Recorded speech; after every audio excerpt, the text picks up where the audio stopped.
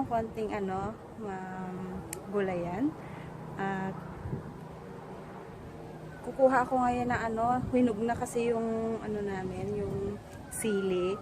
Maanghang siya. So ang gagawin ko ngayon, kukunin ko yung medyo yung mga hinog na. Sayang naman. So ilalagay ko sa sa araw para hindi po masayang. Ayun. Yung patutuyuin na lang para pag may kailangan o diba, pwede naman yun. So let's go.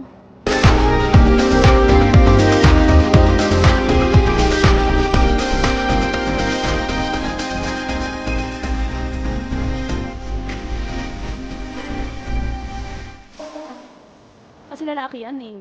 Hindi naman namumuha.